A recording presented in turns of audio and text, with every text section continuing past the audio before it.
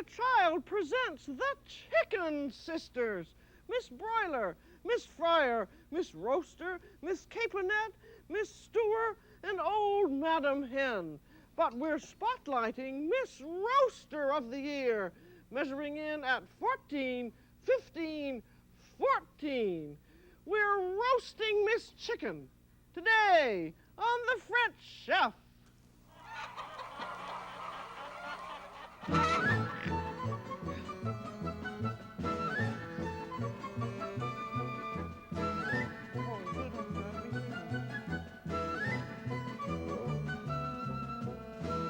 The French Chef is made possible by a grant from the Polaroid Corporation.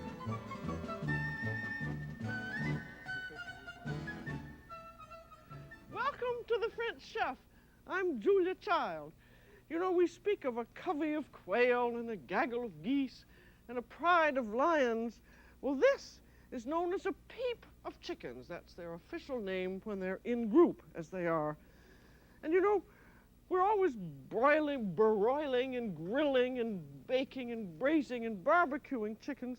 But what's ever happened to the roast chicken? Here, there's this beautiful, great big, old, lovely, not old, it's just a perfect type of roaster, about 6 pounds. And half the time you can't ever find a roaster like this in the market. There just isn't enough demand for it.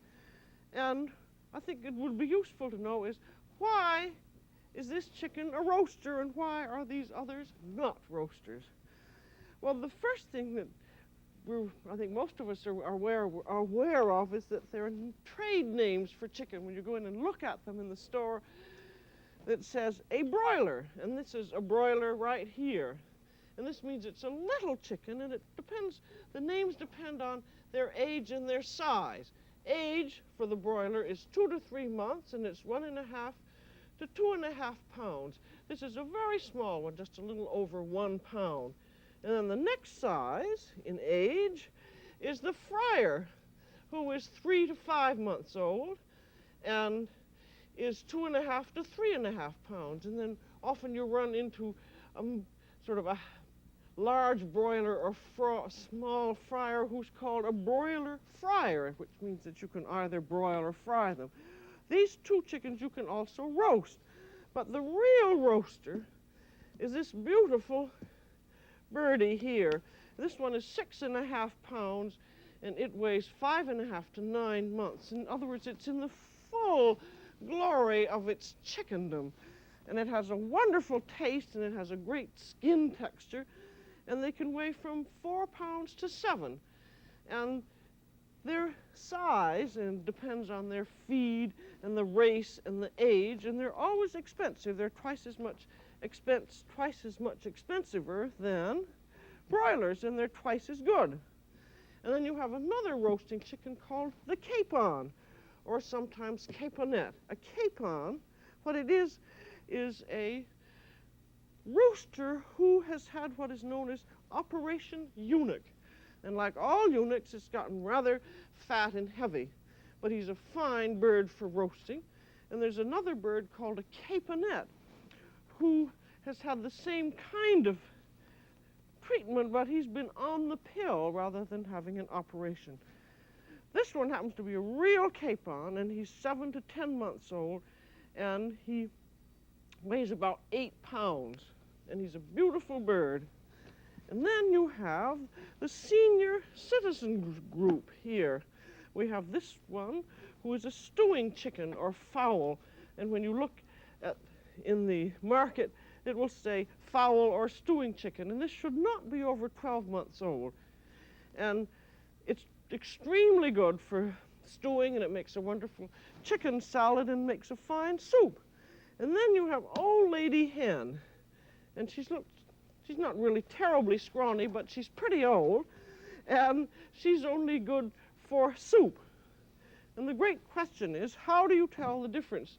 Because the butchers have cut everything off, like the head and the feet and so forth. So how do you know how old a chicken is?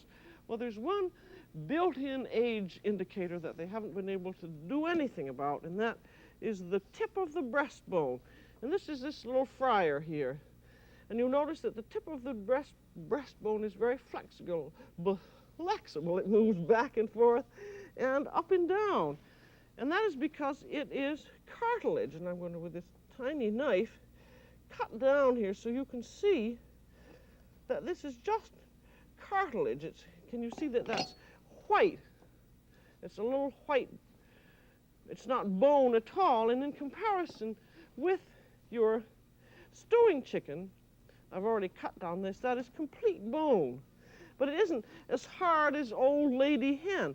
But you know that this chicken is beyond the age of consent, would you say? But anyway, it's not a young chicken and it can't be roasted. So that is the way you can tell. And the important thing, I think, when you get a roaster is how the tip of its breastbone is. And you can feel this through the cellophane if it's already been wrapped up. And there are certain kinds of roasters who have been given growth pills. And that makes a great big blown up bird. It's all show and very little taste. And you can tell if it isn't old enough if starting at about 2 inches up here, the breastbone is cartilage. But if it's this one, about 1 inch is cartilage, and it does bend, so you know that you still can roast it, but it's old enough to have the kind of taste that you want from a roasting chicken. So just remember that. I think in most good markets, they're very carefully labeled according to the official names, and in carefully written recipes it will say a 3.5-pound frying chicken, so that you won't go and get, say, a 3.5-pound hen. So once you've gotten your great roaster, I'm going to show you how to take care of him, and I'm going to put this peep of chickens back in the refrigerator. That's a lovely name, a peep of chickens. I'm sure it's true, too. Now, when you get your chicken home, the first thing after you've unwrapped him, you take out a package of giblets, which you carefully save to make soup out of, and you always have a wonderful amount of fat on the inside of a roasting chicken or a stewing chicken. And this you can render, and it's wonderful for cooking. So don't ever throw any of that away. And then another thing that I like to do is wash the chicken. Just run the water right through it, inside and out. And the reason, I just think it's a safer thing to do. Although, if you're in your state, they have the U.S. Department of Agriculture, USDA inspections. Every chicken is fine, but if your state hasn't had good chicken laws passed, you should make sure that you wash and take very careful attention to your chicken. I think on the whole, we talked to the people in the Department of Agriculture the other day, on the whole, there's much better inspection nowadays than there was. But if you don't have good inspection laws, you write to your congressman and get something done about it. And now, after you've washed and dried the chicken, you have to inspect it all over. And one thing that usually has happened is that there's usually a little too much neck left on. And you're going to truss and roast it. You take a big knife, and you've got to get that extra off. And if you're smart, the way I'm not, you manage to get in between the vertebrae, and it comes off very, very easily. But it eventually does come off. Add the neck to the giblets. Then there are these little elbow knobs, and these should come off. It's mainly that they don't amount to much, and they're aesthetically not very attractive. They're just little bony protuberances, and we have to do a cosmetic job on the chicken. And then look over it very carefully for pin feathers and so forth. If you're buying a European chicken, you find there are all kinds of little hairs and pin feathers. Most American chickens are well cleaned. And then also, on the back of the tail, this is where fat glands were, right there and there. And those have been removed if the chicken was properly cleaned. And now here's one more thing that you can do if you want, and that is to take out the wishbone. See, it's covered and you bare the breast, and the wishbone is right up in here. You can feel it, and you take a little knife and cut around each side, and this makes carving a great deal easier. I can't remember whether this is that wonderful old French chef who went to England, Alexis Soyer, or whether it was regular French as a trick, but ever since I learned about it, I've always done it. Now there's the bottom ends of your wishbone. You take your knife and go, if that won't come off, take some heavy shears.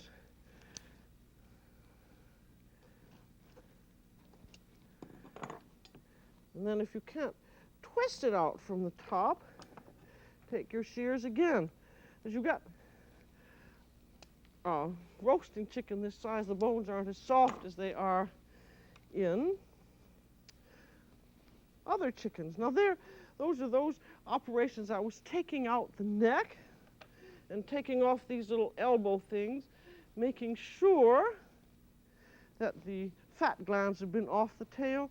And then if you wish to, taking out the wishbone. I do think that the wishbone is a very useful type of operation to do. And now let's see what else we have. We have now the question of whether or not to stuff the chicken. And in a great many French recipes, they just don't stuff the chicken at all. They just put in a flavoring. And I rather like that system because I think the chicken cooks more easily. And unless you want to make a chicken go very far, there isn't really any reason to stuff it. And this 6.5 pound chicken will certainly serve without a stuffing and with just a flavoring. Will certainly serve 6 to 8 people. And the first thing that you want to do is to truss it. And I like to do the French system with a needle. That's a trussing needle. It's just an iron needle with a big eye. I think a camel could practically pass through that. If you don't have a trussing needle, you can always get a wooden knitting needle and bore a hole in the end. It works just as well. And you want to truss the front part first, and you lift up the legs.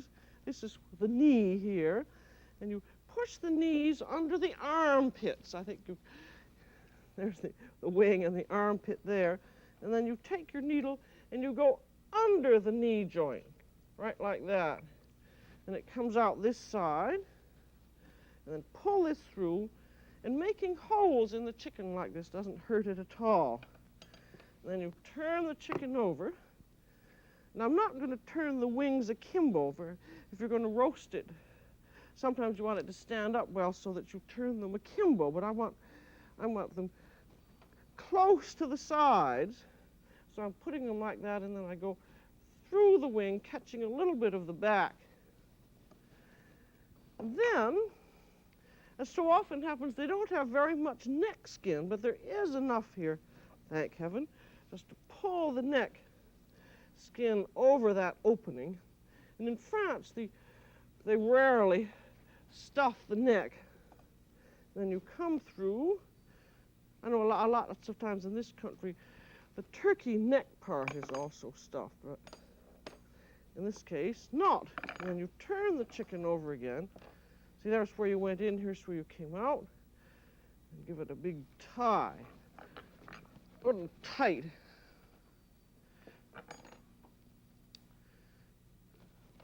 And then cut that off close to the body.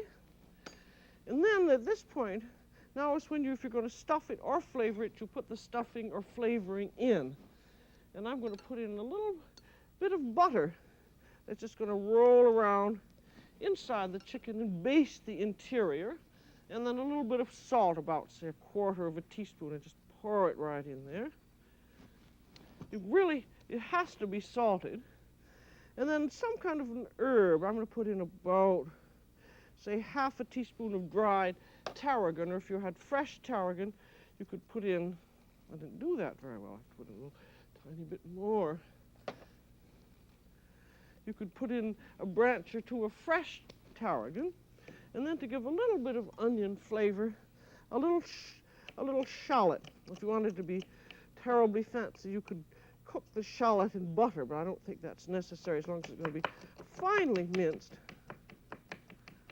And the chicken is going to cook long enough so that the shallot gives a very gentle onion flavor. And if you don't have a shallot, use a green onion. And then some parsley. You could put in some celery leaves, but celery doesn't seem to be used very much like by the French, so I'm using parsley. Now we have to truss the legs. And this would be done the same way whether you were doing a stuffing or a flavoring like this. And as you will see, this is a very neat way of holding everything together. You come through under the lower part, wherever you can get through of this tail flap. Then you come through the top part of the drumstick and then catch the tip of the breast, skin on one side, skin on the other, and then come through catching the other end. You see how that is? Those 3 points are caught in the bottom here, and pull this through and tie it tight, and as you'll see, it all draws beautifully together. There.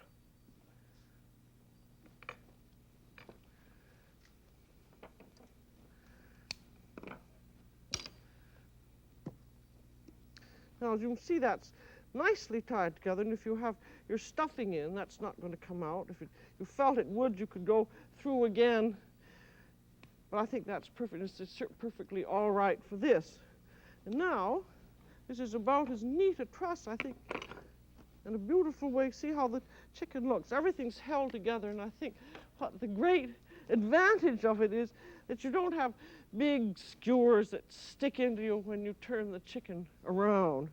And also, if you're going to roast it on a spit, you wouldn't want to have anything that protruded and got in the way of the spit.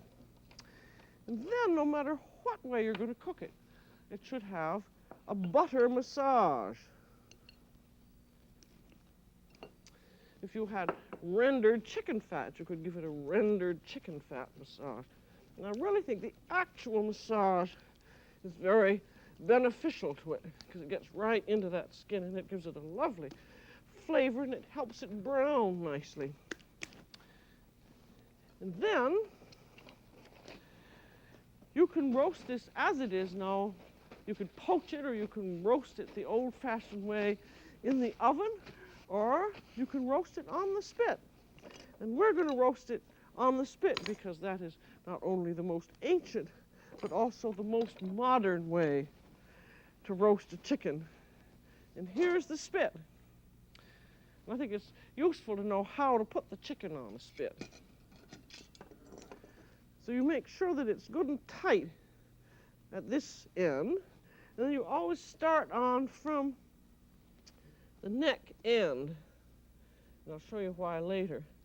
And that's those prongs. If the prongs don't fit in very well, you can always bend them, but you want to get the prongs right into the chicken. And then you get the other end on, and that's supposed to go right square into those bones there, because it's just got to hold that on, and then screw that up tight.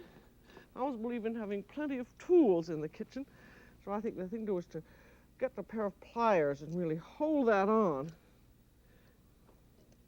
Because if you don't get the chicken well enough onto the spit, it shrinks a little bit sometimes as it cooks, and it also can come off the spit too easily, and then you have a terrible problem of a hot chicken and a hot spit and juice dripping, and it's just a mess. So just remember, get it securely on. And the reason that you have it on from the neck is because when you test the chicken when it's done, you lift it like that, and the last drops that drop out of the vent of the chicken should be clear yellow with no trace of rosy color. And if you had it the other way around, you'd drop the last juices onto your arm, which would not be very comfortable. Now, another thing that I have found useful is also as further insurance to tie the chicken onto the spit. Because as I said, it does shrink up a little bit. So I take a tie that way and then cross it and then come down under and around, because I've found that in that little shrinkies as it's cooking, this will just keep it on. And particularly as this is going to have to roast for 2 hours or even 3, depending on how you're going to cook it. Now, you have an automatic baster, which is either pork fat or blanched bacon. And it's awfully hard to get pork fat sheets in this country, so I have suggested blanched bacon, which means thick sliced bacon that's been simmered in 2 quarts of water for 10 minutes to get out all the salty and smoky taste. Because if you didn't blanch it, the chicken would taste of bacon rather than of chicken. And now you've got to tie the bacon on, and this great big chicken needs about 2 lengths. My theory is always better have more than less, or at least I know that I have enough there. Now this you want to tie on so that it will stay on, and also so that it won't drip into the machine, and leave a little edge on here, an end of string on here, and then just hold it up and wind it around. And you will find sometimes if you have a rather small old-fashioned rotisserie, you might find that the chicken might hit some parts of it, so you may end up with all kinds of bits of string where you've tied, say, if this part of the leg stuck out, you tie it tighter so it didn't stick out.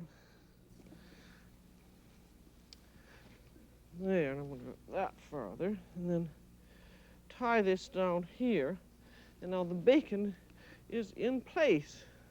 And that is now ready to go on to the rotisserie. And this, I'm going to put this onto one of these open hearth rotisseries so that you can see how it looks.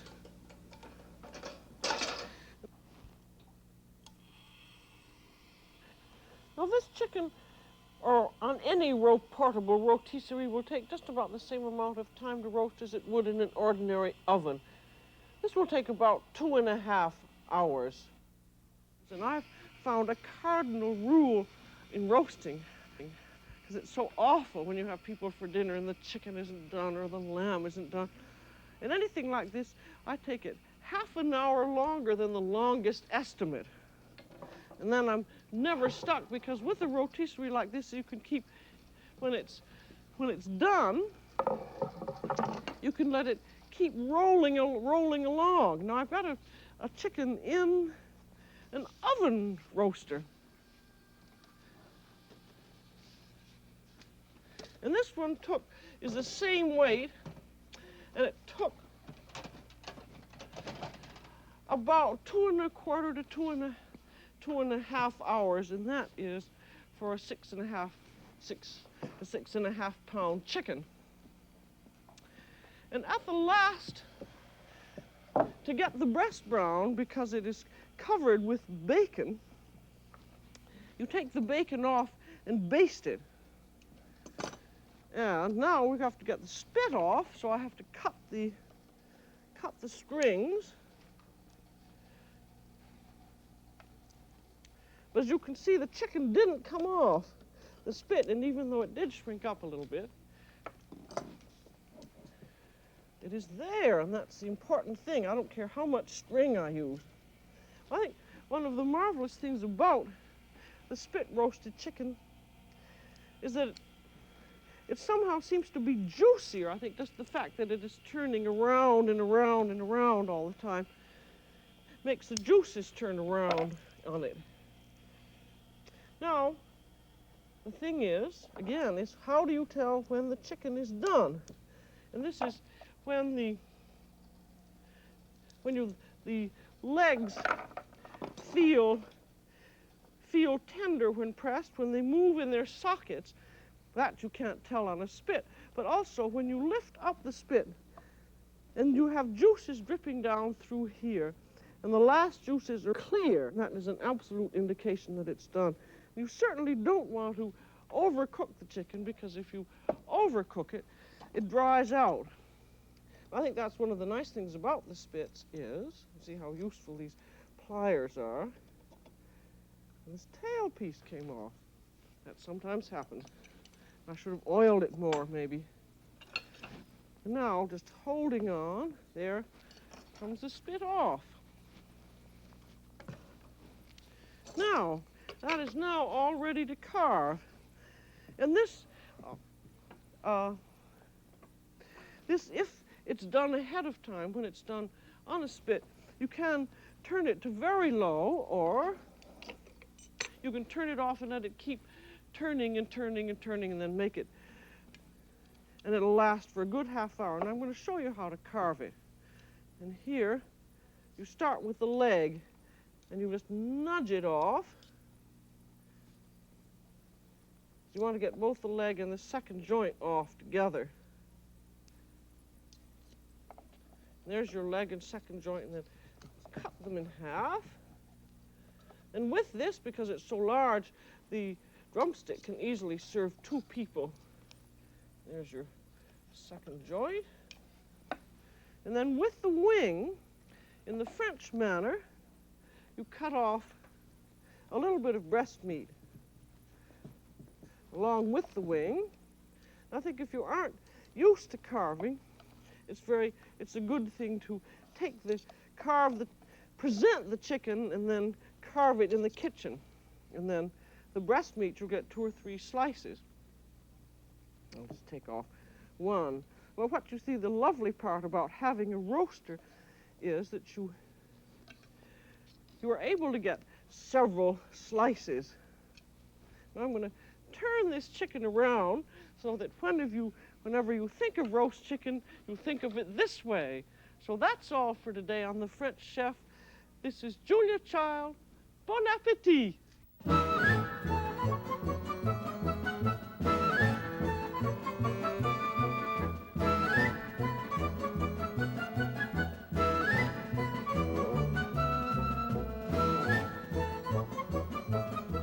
This program was made possible by a grant from Polaroid Corporation.